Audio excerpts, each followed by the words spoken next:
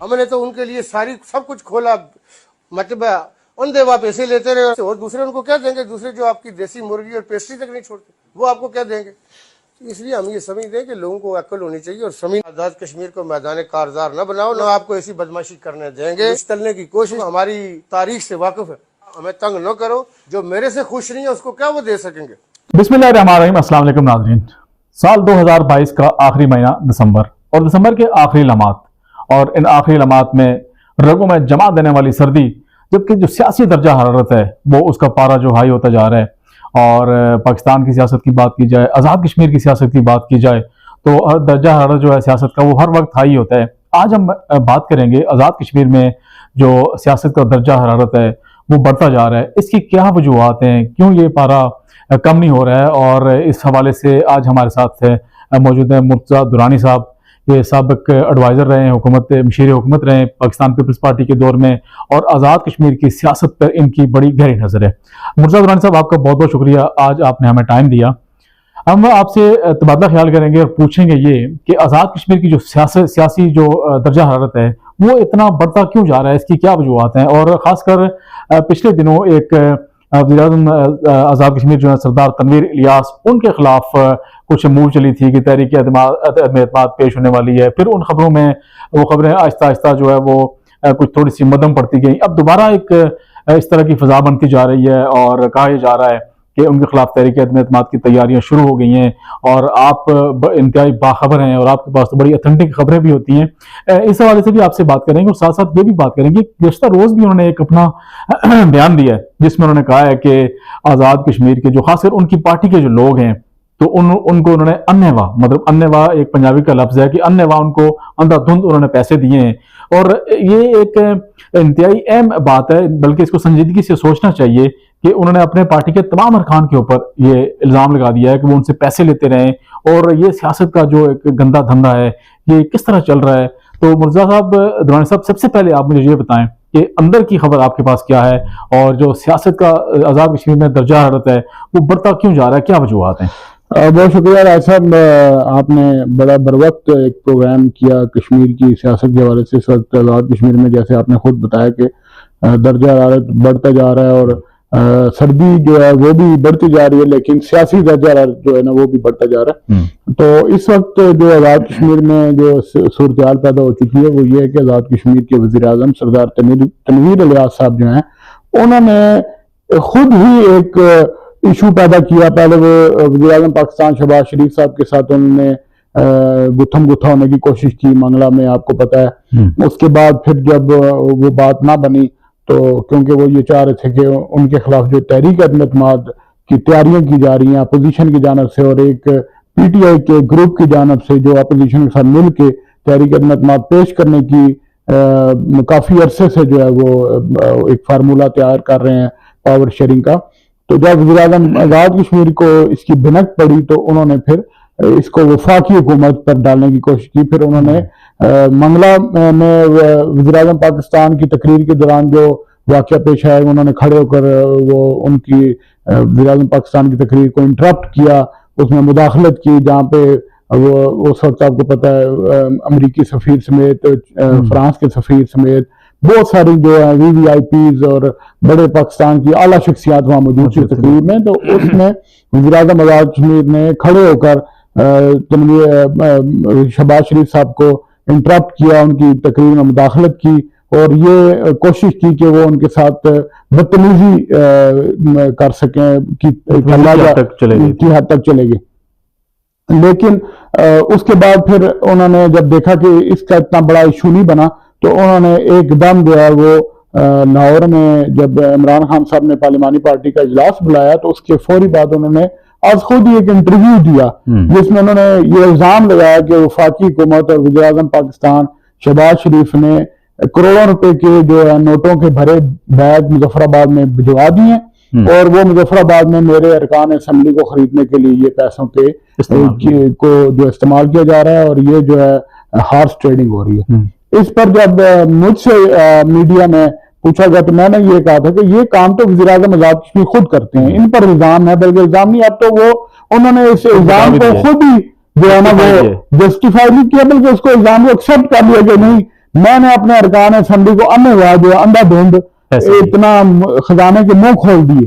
तो वो जो है ना अब उन्होंने एक्सेप्ट कर लिए इस हकीकत को, और कुछ सियासी हल्के इस बयान को जो वज़ीर आज़म आज़ाद कश्मीर ने दिया उसको इस हवाले से, इस एंगल से देख रहे हैं कि शायद ये उन अरकान असेंबली को एक थ्रेटनिंग मैसेज है, एक धमकी अमेज मैसेज दिया वज़ीर आज़म आज़ाद कश्मीर ने कि अगर मेरे खिलाफ वो तहरीक एतमाद में अपोजिशन का साथ देंगे या किसी भी साजिश में मुलव्वस होंगे तो फिर वज़ीर आज़म आज़ाद कश्मीर का अगला स्टेप जो होगा वो मैं आपको अभी से आपके प्रोग्राम के वसात से बताता हूँ कि वो हो सकता है कि ऐसे लोगों के नाम पहले फहरिस्त शाया करवाएं अपने किसी सोर्स के थ्रू, और फिर उनको जो पैसे देने का जो सबूत है वो भी मेरे पास इस वक्त इतला है कि वज़ीर आज़म आज़ाद कश्मीर के पास कुछ अरकान असेंबली की वीडियोस भी बनी हुई हैं, ऑडियोज भी हैं। तो ये वीडियो और ऑडियो लीक जो पाकिस्तान में आ रही हैं ये आज़ाद कश्मीर के बारे में भी आ सकती हैं। तो मुझे ये खदशा है कि उन्होंने उन लोगों को ये एक मैसेज दिया इस इंटरव्यू के एक वीडियो पैगाम के जरिए कि अगर तो तुम लोगों ने बाज ना आए और मेरे खिलाफ साजिश की तो मैं सबको बेनकाब कर दूंगा जिन लोगों ने पैसे लिए। अब मसला ये हो गया कि जिन्होंने पैसे लिए हैं और जिन्होंने नहीं लिए उसमें सब लोग करप्ट नहीं है, सारे अरकान असेंबली एक जैसे नहीं है, पांचों उंगलियां बराबर नहीं है। जिन लोगों ने नहीं भी लिए उनको भी उन्होंने मशकूक कर दिया। बिल्कुल ऐसे ही है। और इसकी वजह से अब ये होगा कि जिन लोगों ने नहीं लिए, जिन अरकान असेंबली ने इनसे फंड्स नहीं लिए या इनसे जाती हैसियत में मराहत नहीं ली, पैसे नहीं लिए, अब वो वज़ीर आज़म के खिलाफ जो है वो एहतजाज करेंगे। वो कहेंगे कि आपने हमें क्यों मशकूक कर दिया, हमारे किरदार पर भी लोग उंगलियां उठा रहे हैं। अब तो वज़ीर आज़म ने खुद एक्सेप्ट कर लिया कि वो पैसों के बलबूते पे हुकूमत कर रहे हैं और पैसे ही दे के लोगों को साथ चला रहे हैं। मतलब कि उनके पास और कोई एजेंडा नहीं है, कोई विजन नहीं है गवर्नमेंट चलाने का, उनके पास तजर्बा नहीं है, उनके पास इंतजामी सलाहियत नहीं है। आज़ाद कश्मीर की रियासत इस वक्त डूब रही है, लेकिन वो उस रियासत को अपने पैसे के बलबूते पर, अपनी दौलत के बलबूते पर इस रियासत को चलाना चाह रहे हैं। और वो आपके सामने है कि इस वक्त आज़ाद कश्मीर के इंतजामी हालात और आज़ाद कश्मीर की ब्यूरोक्रेसी, आज़ाद कश्मीर का पूरा स्ट्रक्चर जो है वो ज़मीन दोष होने वाला है। अच्छा दुरानी साहब, इसमें बड़ी एक अहम बात है, जिस तरह आपने भी कहा कि ये जिन लोगों ने पैसे नहीं भी लिए, अब अगर तहरीक एतमाद पेश होती है, नहीं भी होती है, लेकिन फिर भी वो अरकान जिन्होंने पैसे नहीं भी लिए तो अब उनको मतलब जब तक वो बताएंगे नहीं तो ये तो तहरीक इंसाफ के जितने अरकान असेंबली हैं तो इसका मतलब है कि वो सबके ऊपर इल्जाम चला गया। अब उनको अल्टीमेटली ये बताना पड़ेगा कि भाई उन्होंने किन लोगों को पैसे दिए, क्यों दिए, किस मद में दिए। और ये भी दुरानी साहब एक बड़ा अहम क्वेश्चन है कि क्या उन्होंने जो पैसे दिए इन लोगों को वो अपनी जाती हैसियत में दिए या सरकारी खजाने से दिए। तो ये एक बड़ा अहम क्वेश्चन है, क्या कहेंगे आप? मैं राय साहब इसमें कुछ बातें जो मेरे नॉलेज में है, मैं क्योंकि बहुत सारी चीजें जो है उसका मैं अहमी शायद भी हूँ। एक कश्मीर काउंसिल का इलेक्शन हुआ था जब सरदार अब्दुल कयूम नियाज़ी साहब प्राइम मिनिस्टर थे और उस वक्त सरदार तनवीर इलियास साहब उनके सीनियर मिनिस्टर थे। बिल्कुल। तो उस इलेक्शन में कुछ अरकान असेंबली ने मुझे बताया कि जब इलेक्शन हो गया और तनवीर इलियास साहब के जो कैंडिडेट हैं उस वक्त थे और आजकल वो मेंबर कश्मीर काउंसिल है सरदार सियाब खालिद, तो जब वो इलेक्शन हो गया, सियाब खालिद साहब इलेक्शन विन कर गए, तो रात को तनवीर इलियास साहब ने अपने सारे अरकान असेंबली जो उस पैनल में थे उन सबको एक शुक्रिया का खत लिखा और उस खत के साथ उन्होंने एक लिफाफा भी दिया जिसमें बारी रकूमात थी जो कुछ अरकान असेंबली का दावा है कि उन्होंने शुक्रिया के साथ वो वापस कर दिया। हालांकि वो वज़ीर आज़म साहब ने कोई रिश्वत के तौर पे नहीं दिए थे, वो हमें पता है, उन्होंने शुक्रिया के तौर पे दिए कि आपने मेरे कैंडिडेट को वोट किया तो मैं आपका शुक्रिया अदा करता हूं। उस वक्त ये सीनियर मिनिस्टर थे तो उन्होंने शुक्रिया के साथ कुछ पर्सनल जो है ना उनको गिफ्ट के तौर पे कुछ भारी रकम जो है वो भेजी थी। कुछ ने वो एक्सेप्ट कर ली कुछ अरकान असेंबली ने और कुछ ने शुक्रिया के साथ वो वापस कर दी और कुछ सरप्राइज हो गए कि ये अचानक जो है वज़ीर आज़म जो उस वक्त सरदार तनवीर इलियास सीनियर वज़ीर थे कि हमने तो वोट भी दे दिया है, हमारी तो कमिटमेंट पार्टी के साथ ही, हमने तो पार्टी टिकट होल्डर को वोट दिया, फिर तनवीर इलियास साहब हमें क्या मैसेज देना चाह रहे हैं ये पैसे दे के। तो उस वक्त उन्होंने ये साबित करने की कोशिश की थी कि देखिए अगर आप मेरे कैंडिडेट को वोट भी दे देते हैं, पार्टी टिकट भी था उसके पास, फिर भी मैं आपका शुक्रिया अदा करता हूँ, सूखा शुक्रिया अदा नहीं करता। पैसों से, दौलत से, और वज़ीर-ए-आज़म तनवीर इलियास की ये बात भी खूबी है कि वो पैसे के मामले में जो है वो फराग दिल है, सही दिल है, सही साबित हुए हैं। वो सरकारी खजाना हो या उनका जाती, उनका बैंक अकाउंट हो, बैंक बैलेंस हो, वो उसमें पैसे खर्च करना, जैसे उन्होंने कहा अनवा, वो अनवा खर्च करते हैं। तो अभी जब वो वज़ीर-ए-आज़म बने हैं तो उस दौरान फिर अली अमीन गंडापुर जब उस वज़ीर उम्र कश्मीर से, उनके साथ मिलकर उन्होंने जब अपने वज़ीर-ए-आज़म क़य्यूम मियादी साहब के खिलाफ तहरीक एतमाद पेश की, तो उस दौरान फिर इन्होंने काफी बड़ी रकूम जो है वो तकसीम की, जिसके बारे में फिर बाद में लोगों ने इल्जाम भी लगाए। और अब वज़ीर-ए-आज़म साहब ने खुद भी ये एक्सेप्ट कर लिया, तस्लीम कर लिया, और ये इल्जाम उन्होंने मान लिया कि ये बात है कि मेरे से ज्यादा कौन किसी को पैसे दे सकता है, मेरे से ज्यादा खजाने के मुंह कौन खोल सकता है, चाहे वो प्राइवेट हो या सरकार का खजाना हो।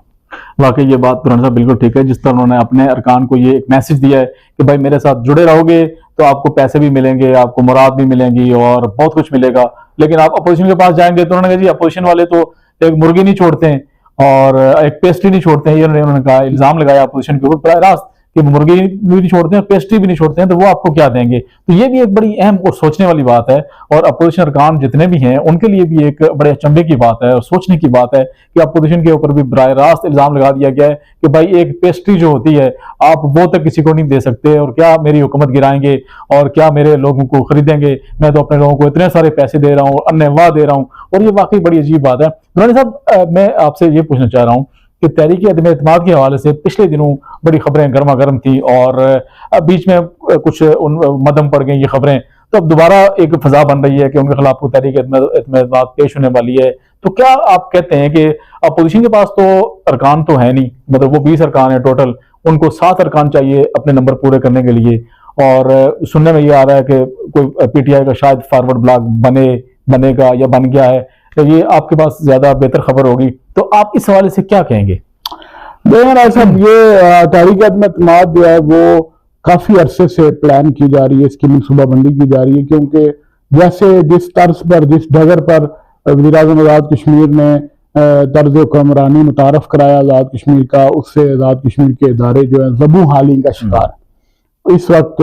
सारा स्ट्रक्चर जो है वो तबाह बर्बाद हो रहा है, इंतजामी मशीनरी काम नहीं कर रही, डेवलपमेंट का जो है, डेवलपमेंट के फंड्स, डेवलपमेंट के काम रुके हुए हैं, और वज़ीर-ए-आज़म आज़ाद कश्मीर अपनी ज़ाती मसरूफियात की वजह से रियासती मामलात और हुकूमती मामलात को तवज्जो नहीं दे पा रहे, जिसकी वजह से फिर जिम्मेदार हलकों ने इस बात का नोटिस लिया है, और जो जिम्मेदार लोग हैं, मुख्तलिफ कुव्वतें हैं, उन्होंने फिर इस बारे में फिर एक फैसला किया कि इस रजीम को आज़ाद कश्मीर में तब्दील होना चाहिए। और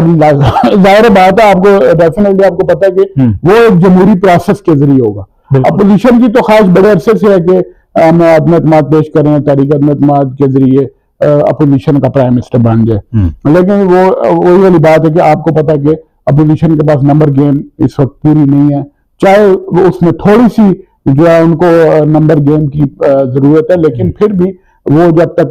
तहरीक अदम एतमाद के लिए तहरीक इंसाफ से जो है ना वो उनके एमएलए टूट के ना आए, अपोजिशन के साथ एक फॉरवर्ड ब्लॉक ना बने, उस वक्त तक वो पूरा नहीं हो सकता। इसके लिए मेरी जो इतला है वो ये है कि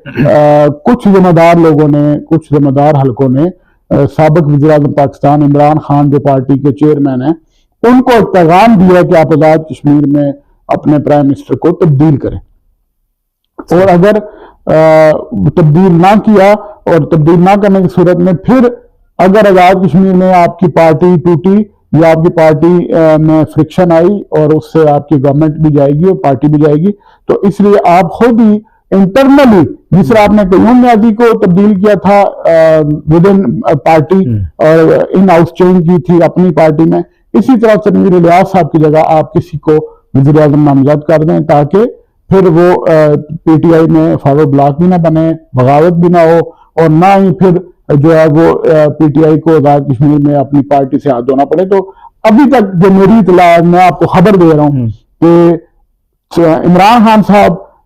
ने माइंड बना लिया है कि वो आज़ाद कश्मीर में तब्दीली लाएंगे, लेकिन चूंकि वो पाकिस्तान में पंजाब के हालात की वजह से थोड़ा सा मसरूफ हो गए, इसलिए थोड़ा सा यहाँ पे भी प्रोसेस रुक गया। अब जो लोग अदम एतमाद की तारीख पेश करना चाह रहे थे अपोजिशन और फॉरवर्ड ब्लॉक को मिला के, वो भी स्टॉप हो गए हैं। वो इंतजार करें कि इमरान खान क्या एक्शन करते हैं और इमरान खान क्या फैसला करते हैं। इमरान खान जो है वो पंजाब की सूरत की वजह से, पंजाब में जो आपको पता है कि वो असेंबलियां टूटने की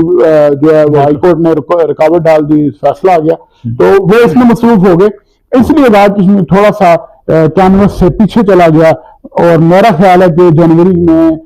नए साल की आमद के साथ ही, जनवरी के एंड में या 2-3 हफ्ते के बाद इमरान खान साहब ने अगर फैसला ना किया और आजाद कश्मीर में वज़ीर आज़म आजाद कश्मीर को तब्दील ना किया अपनी पार्टी के अंदर से, तो फिर एक बड़ा धड़ा जो है वो पीटीआई का बगावत करेगा। बगावत करके वो धड़ा बनाएगा, फॉरवर्ड ब्लॉक बनाएगा, नजराती पीटीआई का ग्रुप बनाएगा और वो फिर अपोजिशन के साथ मिलकर जो है अपने वज़ीर आज़म खिलाफ तहरीक अदम-ए-एतमाद पेश करेंगे। और मेरा जो मुझे 10 बार का जो मेरा तजर्बा कहता है कि फॉरवर्ड ब्लॉक में से ही, पीटीआई के फॉरवर्ड ब्लॉक में से ही प्राइम मिनिस्टर होगा। माशाल्लाह, बड़ी बात। अच्छा दुरानी साहब, ये बातें भी ज़बान से आम हैं। अब जिस तरह आजाद कश्मीर सरदार तनवीर इलियास साहब, मतलब वो तो कह रहे हैं कि आज़ाद कश्मीर में डेवलपमेंट के जो काम है वो बड़े बड़े मनसूबे शुरू किए जा रहे हैं, सियाहत के ऊपर शुरू किए जा रहे हैं, तवानाई के मनसूबों के हवाले से किए जा रहे हैं और बहुत कुछ उन्होंने जो ऐलानात कर रखे हैं। तो वो कहना जी आज़ाद कश्मीर में तो हम एक ऐसी तब्दीली ला रहे हैं और एक ऐसी चेंज आ रही है कि दुनिया इसको देखेगी। तो अब फिर पार्टी की जानिब से जिस तरह आपने कहा कि इन हाउस तब्दीली का इम्कान भी है, कुछ लोग इमरान खान साहब से जो मिले हैं जाकर उन्होंने कहा है कि वहां पे तो कुछ भी नहीं हो रहा है, तो आप क्या कहते हैं? अब तक तनवीर इलियास साहब की गवर्नमेंट है, कुछ अचीव कर सकी है, कुछ डेवलपमेंट के काम हुए हैं वहां पे, फिर एक वो फंड्स का रोना रोते हैं अक्सर कि हमें वफाक ने फंड्स रोक लिए, तो आपका क्या कहना है इस हवाले से? देखें, वो तनवीर इलियास साहब ने कोई मेजर प्रोजेक्ट शुरू नहीं किया, ना ही आजाद कश्मीर में कोई बड़ा इनकलाबी जो है मंशूर दिया जिसके ऊपर उन्होंने कहा कि ये मेरा जो है पायनियर हूं मैं इस प्रोजेक्ट के लिए, या ये जो प्रोजेक्ट है ये एक आइकॉनिक प्रोजेक्ट है जिसकी वजह से आजाद कश्मीर के अवाम को, रियासत को फायदा पहुंचा हो। तो अभी तक तो ऐसा नजर नहीं आ रहा जमीन पे। हवाई ऐलानात बहरहाल उन्होंने काफी किए और जिसकी अभी एक और मजा का खेज ऐलान उन्होंने किया जिस पर जो है वो बहुत सारा जेर बहस आई। जब आपने ये बात की तो मैं आपको वो भी बताता चलूं कि उन्होंने ये कहा है कि आजाद कश्मीर में हम इलेक्ट्रिक कार्स, इलेक्ट्रिक व्हीकल्स जो है वो नॉन कस्टम जो है गाड़ियां, वो आजाद कश्मीर उनको लीगलाइज करेंगे। अब प्रॉब्लम यह है कि आजाद कश्मीर का जो है वो, आजाद कश्मीर के पास कोई ऐसी पोर्ट नहीं है, आजाद कश्मीर के पास कोई ऐसी बंदरगाह नहीं है जहाँ पे जो गाड़ियां बाहर से इम्पोर्ट हो और वो आके आजाद कश्मीर में इस्तेमाल की जाए, आजाद कश्मीर के शहरी उसको इस्तेमाल करें। ये अच्छी बात है कि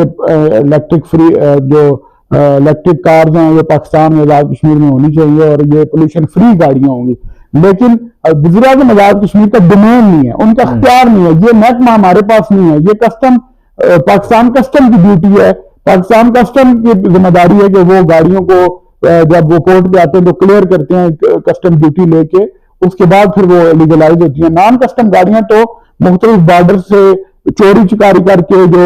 आपको पता स्मगलर्स जो है वो लेके आते हैं, फिर वो पकड़ी भी जाती हैं। तो अगर वो गाड़ियां वज़ीर आज़म आजाद कश्मीर में लाना चाहते हैं तो वो फिर कौन से बॉर्डर से लेके जाएंगे, हमें नहीं पता क्या हुआ। और हमें आज तक हमें समझ नहीं आ रही कि इन्होंने कौन सी पोर्ट है, वो हवा के जरिए आएंगी, फिजा के जरिए आएंगी, कौन सी समुंदर है जो हमें, या फिर इंडिया के रास्ते जो है ना वो दरिया के जरिए आएंगी, नीलम और झेलम के जरिए गाड़ियां पहुंचेंगी। तो इसलिए उन्होंने जो एक ऐलान किया, इस तरह के ऐलानात ही वो करते रहते हैं जिसकी वजह से रियासत एक मजाक बन के रहेगी। अच्छा, इसके ऊपर मैंने भी बात की थी कि गाड़ियां किस तरह इंपोर्ट करेंगे। वो कहते हैं हम एफबीआर से मिलके कोई मैकेनिज्म बना रहे हैं कि एफबीआर हमें कोई छूट देगी, गाड़ियां हम इंपोर्ट पाकिस्तान की पोर्ट के ऊपर ही आएंगी, लेकिन एफबीआर हमें कोई टैक्स में छूट देगी और उसका फायदा उठाएंगे और वो आजाद कश्मीर में गाड़ियां चलेंगी। ये एक अपनी जगह पे बात है दुरानी साहब, लेकिन इसके साथ साथ अगर ये देखा जाए कि इलेक्ट्रिक व्हीकल्स जो हैं पाकिस्तान में अभी तक नहीं आ सकी हैं। पाकिस्तान में देखें उनके चार्जिंग स्टेशन आपने बनाने, वो किस तरह चार्ज होंगे। आजाद कश्मीर में सबसे बड़ा मसला है बिजली नहीं होती है, 20-20, 18-18 घंटे बिजली नहीं होती है। वो इलेक्ट्रिक गाड़ियां आप कहाँ चार्ज करेंगे, किस तरह चार्ज करेंगे, इतने बड़े जो उनको चार्जिंग स्टेशन आप कहाँ बनाएंगे। जिस तरह देखें ना गाड़ी में फ्यूल डलता है तो हर जगह पे उसकी चार्जिंग स्टेशन होने चाहिए, जहां आपकी चार्जिंग खत्म हुई वहां आपने गाड़ी जाके चार्ज के लिए लगा दी। और ये भी कहा जा रहा है कि वो गाड़ी 2 से 2.5 घंटे में चार्ज होती है। अब जिस बंदे ने ट्रैवल करना कि आना जाना, आपकी चार्जिंग खत्म हो गई, आप गाड़ी वहां पे रोकें 4 घंटे 6 घंटे आप रुकें वहां पे, उसको चार्ज करें। आप बिजली होगी तो चार्ज करेंगे, बिजली नहीं होगी तो चार्ज कैसे करेंगे, ठीक है। फिर इलेक्ट्रिक गाड़ियां, खासकर वो ये कहा जा रहा है कि पहाड़ी इलाकों में वो काबिल इस्तेमाल ही नहीं है, मतलब उनमें इतनी कुव्वत ही नहीं होती है कि वो इतनी आपकी चढ़ाई चढ़ सकें या इतने वो इस तरह कर सकें। तो ये भी इश्यूज हैं। तो आपकी बात नहीं, ऐसा मैं पहली तो बात यह कि इलेक्ट्रिक कार्स का अगर तो वज़ीर-ए-आज़म आज़ाद कश्मीर के साथ उनका कोई अच्छे एडवाइजर होते, उनको सजेशन देते और ये इस तरह के हवाई ऐलानात ना करते जो इम्प्लीमेंटेबल नहीं है, जो जिन पर अमल दरामद नहीं हो सकता, ऐसा काम करना चाहिए, जो ऐसा फार्मूला देना चाहिए जो आपकी डोमेन में हो, आपकी दस्तरस में हो, आपके इख्तियार में। ऐसे ही अब बात यह कि अगर वो इलेक्ट्रिक कार्स का पाकिस्तान में भी एक दो जो है कंपनियां, वो एक फैसलाबाद में जो ग्रुप है वो लगा रहा है और एक आध और भी मुझे इतला है कि वो आ रही है। लेकिन बात यह कि आजाद कश्मीर में इलेक्ट्रिक कार्स इंपोर्ट करने के बजाय अगर वज़ीर-ए-आज़म आजाद कश्मीर ये कहते कि मैं मीरपुर में जो है वो प्लांट लगाने के लिए दावा देता हूँ, इलेक्ट्रिक कार के जो मैन्युफैक्चरर्स हैं जो चाइना में है, जो यूरोप में है, जर्मनी में जो है वो इलेक्ट्रिक कार चल रही है, वहां से आ सकती थी। तो अगर वो उनको मराद देते कि जी हम आपको 5 साल की तो हम टैक्स एग्जम्पशन देते हैं, हम आपको 10 साल की टैक्स एग्जम्पशन देंगे, हम आपको और मराद देंगे, गवर्नमेंट की तरफ से प्लाट वो देंगे, इंडस्ट्रियल स्टेट में आपको प्लाट देंगे, आपको यहाँ पे फैसिलिटेट करेंगे, तो शायद कोई इलेक्ट्रिक कार्स का कोई 5% 10% जो है ना वो आजाद कश्मीर में मैन्युफैक्चर होता, उसका फिर फायदा आजाद कश्मीर के शहरियों को होता। उसमें कस्टम ड्यूटी जो है वो भी माफ हो सकती थी, क्योंकि जब आप कोई चीज मैन्युफैक्चर करते हैं उस पर कस्टम ड्यूटी नहीं होती। बिल्कुल। जब आप किसी चीज को इंपोर्ट करते हैं बनी बनाई को, तो उस पर कस्टम ड्यूटी लगाता है। आपको पता है कि 200% तक गाड़ियों पर जो है कस्टम ड्यूटी लगती है, 500% तक भी लगती है बड़ी गाड़ियों पर। तो कस्टम ड्यूटी जो है वो पाकिस्तान में बहुत बड़ा प्रॉब्लम है। तो इसलिए अगर यहाँ पे मैन्युफैक्चरिंग प्लांट लगाया जाता, वज़ीर-ए-आज़म आज़ाद कश्मीर इस पर तवज्जो देते और यहाँ पे गाड़ियां जो है पाकिस्तान के बजाय आजाद कश्मीर में बनती, मीरपुर इंडस्ट्रियल स्टेट में बनती, तो आजाद कश्मीर में एक तो रोजगार के मौके मिलते, बेरोजगारी का खात्मा होता, प्लस लोगों को आसान शराइत पर वो कश्मीर बैंक से जो है वो कर्जे के तौर पर गाड़ियों को फाइनेंस करवाते और लोगों को कहते हैं हम आपको आसान शराइत पर ये गाड़ियां देंगे। फिर वो जो है ना मैन्युफैक्चरिंग प्लांट के जो ओनर हैं उनको कहते हैं कि आप आजाद कश्मीर में मुख्तलिफ जगहों पे मुख्तलिफ शहरों में ये चार्जिंग स्टेशन लगाएं, लोगों को ये सहूलत दें, तो फिर ये पूरा